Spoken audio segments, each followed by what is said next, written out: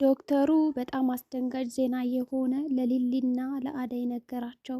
ሊሊ ምንም እንኳን ዶክተሯ በጣም ኃይለኛ በሽተኛ እንዳለባት ለመላ ቤተሰቧ እንድትናገር ቢጠይቃትም ነገር ግን ሊሊ እኔ ለማንም መናገር የለብኝም እነሱን ተናግሬ ራሱ በዙሪያ ያሉትን ሰዎች ማስጨነቅ አልፈልግም በማለት የደበቀችውን ሚስጥር ዶክተሩ ግን አንድ ባንድ እየተከታተሉ ከቢሮውና ከሐኪም ቤቱ ሲመላለሱበት በአንድ በኩል አደይ በሌላ በኩልም በረከት እንግዲህ እየሄደ ሲያስጨንቀው የሊሊን ምስጢር ዝርግፍ አድርጎ ሊነግራቸውም ችሏል። ሆኖም እንግዲህ ባቡሬ ሊሊ ምንድነው የታመመችው ካልነገርከኝ ከዚህ ቢሮ ንቅንቅ የሚለውን አንዳችም ነገር የለም፣ ስለዚህ ተናገር አንተ ዶክተር፣ ትዕግስቴን አልቋል አታስጨርሰኝ በማለት ዶክተሩን ሲያፋጥጠውም ነበረ።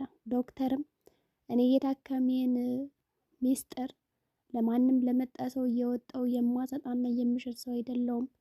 ይህ ለስራዬ ኃላፊነት ግዴታ መውሰድ አለብኝ እና መንከባከብ አለብኝ፣ ስለዚህ ልነግር አልችልም በማለትም አበሩት ነበረ። ይሁን እንጂ ባቡሬ ግን በሩን በመስበር እንዲሁም ደግሞ ዶክተሩ ከዛ ቦታ ሲወጣ ተደብቆ በመግባት እንግዲህ የሊሊን የሕክምና ወረቀት ሊያገኘው ችሏል። እንዳገኘውም እንግዲህ ወዲያውኑ ለቅሶ ነበር የተናነቀው። በሌላ በኩል አደይ እንግዲህ ዴብን ከገጠር አጠርፋ ካመጣችውም በኋላ የጓደኛው ህመም ስላስጨለቃት እንግዲህ ዞር ብላ ልታየውም አልቻለች፣ ልትፈቅደውም አልቻለች። ዴብ እንግዲህ ለምንድን ነው ከዛ አሮጠሽ አመጣሽኝ? ካመጣሽኝ በኋላ ምንም አይነት ጊዜ እየሰጣሽኝ አይደለም። ሌሌ ሌሌ ከማለት ውጭ ሌላ አንቺ ምንም ያመጣሽው አማራጭ የለም። ስለዚህ የኔና አንቺ ግንኙነት በአሁኑ መቋጨት አለበት በማለት ይነግራታል። አደይ ወዲያውኑ ክው ብላ ነበር የደነገጠችው። እንዴ ዴብ እንደዚህ ሰለቸውህ እንዴ ማለትም ጀመረች። ዴብም አይ አንቺ እንኳን አሰለችኝም ነበረ፣ ነገር ግን ሳስብሽ እኔ የሰለቸውሽ ይመስለኛል። ታዲያ በዚህ ሁኔታ የምንቀጥል አይመስለንም። ደግሞ አባትሽ ደወለልሽ እንዴ በማለትም ጠይቋን ነበረ። አደይም አባቴ ደውሎ ነበረ፣ ነገር ግን ስልኩን ላነሳው አልቻልኩም። ያው ሊሊ የሚል ስበብም አሁንም ደረደረችለት።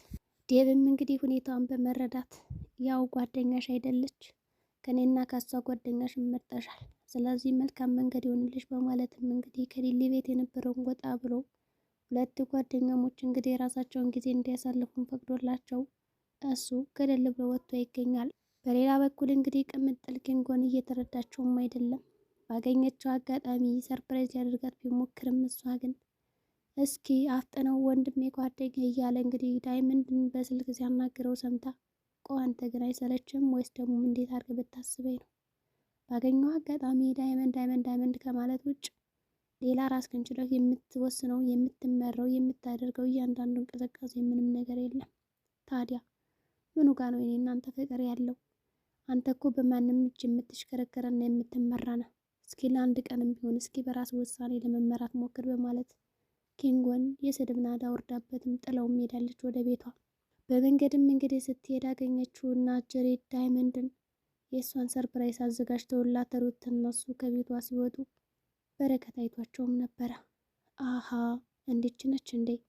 ይቺ ቅምጥልማ ሴት መስላ አይደለም። ይህን የመሰለ ሰርፕራይዝ ለዛ ጓደኛው የምታዘጋጅ ከሆነ በጣም ደስ ይላል በማለት እንግዲህ ሰው ያዘጋጀችው መስሎት እንግዲህ ወጥቶም ነበረ። ይሁን እንጂ በቃ ችግር የለውም ልብሴን ቀይሬ ከዚህ ቤት ወዲያውኑ ውልቅ ማለት አለብኝ ብሎ ሲያስብ እንግዲህ ወደ መኝታ ክፍል ከገባም በኋላ መኝታ ክፍል ላይ ያልጠበቀው ነገር ነበር የገጠመው። አጅሪት እና አጅሬው ከመኝታ ክፍል እጅ ከፍንጅ ይያዛሉ። እነሱም ሩታና ዳይመንድ ነበሩ። ሩታ በሁኔታው ትደናገጥና ይኸውልህ ባቡሬ የምታየው ነገር ትክክል አይደለም።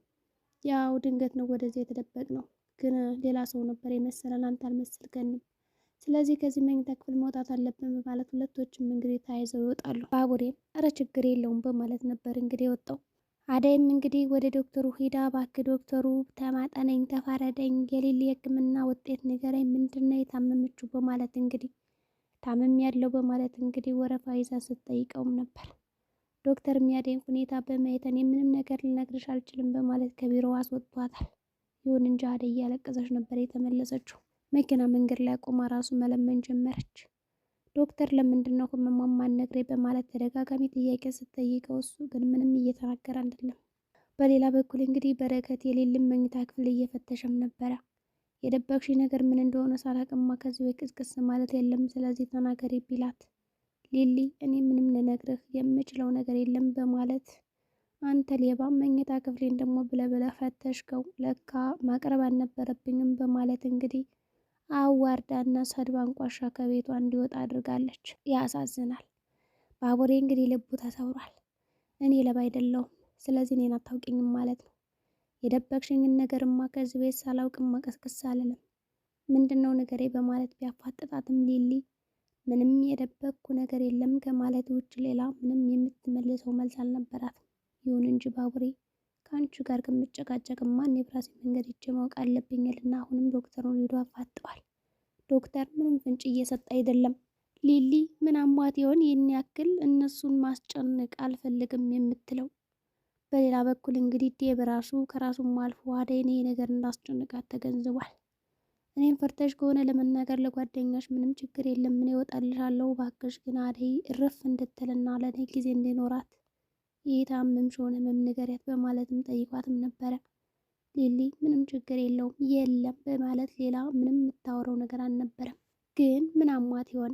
በሌላ በኩል እንግዲህ ቤዛ ከወንድሟ ጋር ያጠመደችው ወጥመድ አለ።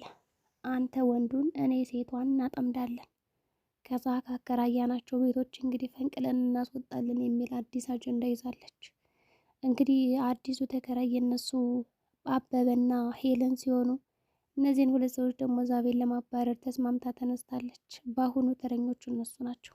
ፍቅር እንግዲህ ከአሹ ጋር ዛሬ ፈልጋለሁ፣ የምፈልገው ነገር አለ፣ ይዘኝ እንድትሄድ እያለችው ነው። አሹ ሮማንን ለማብሸቅ በማለት እንግዲህ ምንም ችግር የለውም ፍቅርዬ አታሰቢ፣ ችግር የለም ብቻ አንቺ በይኝ እንጂ እኔ የትም ቦታ ወስድሻለሁ በማለት ሲያቆለባብዛትም ነበረ። ሮማንም እንግዲህ ምን ነው አሹ ፍቅርዬ ነው ያልከው እያለችውም ነበረ። እሱም ታዲያ ማለበላት ምን ችግር አለው ብጠራትስ ጥሩ አይደለች እያለ እንግዲህ እሱ ያልሆነ ነገር ሲዘባረቅባት ነበረ። እንዲሁም ተናዳለች።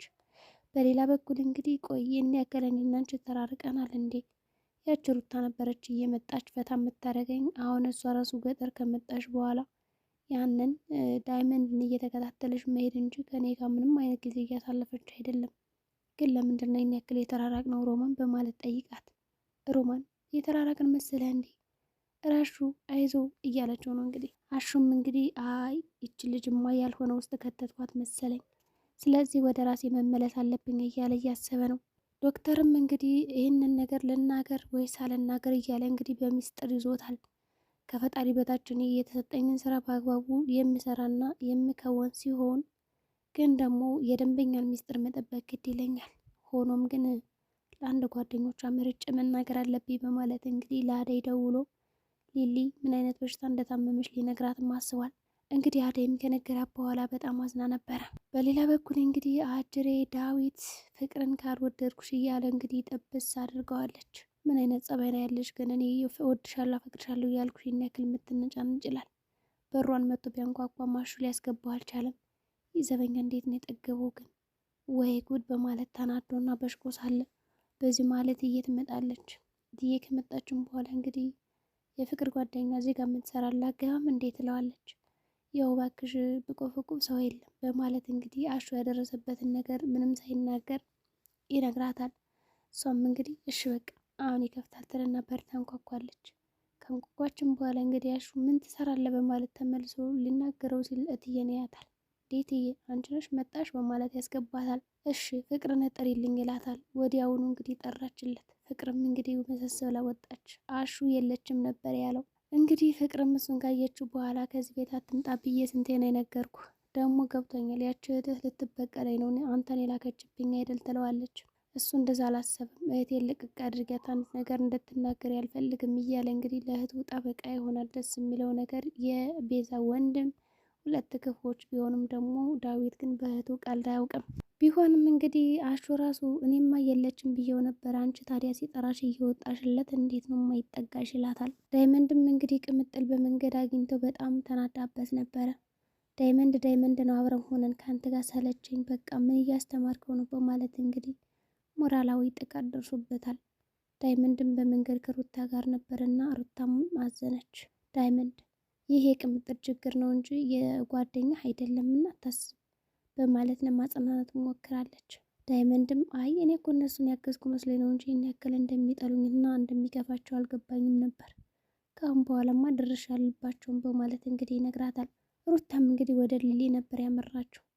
ያው እንግዲህ የቅምጥል ወንድም እንደመሆኗ ለእሷ እንደሚነግራት ስለፈራች ከቤታቸው የተፈጠረውን ነገር ለሊሊ ያስረዳቻት። ሊሊ ግን በሳቅ ነበር ከት ብላ የሳቀችው። መንገድ ላይም እንግዲህ ወንዶቹ ሰብሰብ ብለው ከዳይመንድ ጋር እያወሩ ነው እና አበበ አደይም እንግዲህ ለአባቴ ደውዬ መናገር አለብኝ ማውራት አለብኝም ስትል ነበር። በመጨረሻም ዶክተሩ ለአደይ መናገር ፈልጓል። የዛሬው ቪዲዮአችን እንግዲህ ይህን ምስል ነበረ። ሊሊ ምን ታማ ይሆን ይህን ያክል የተጨነቀችው? ባቡሬ ስለምን ይሆን ፍቅሩን የማይገልጽላት? አደይና ዴብ አንድ ላይ መቼ ነው የሚሆኑትስ?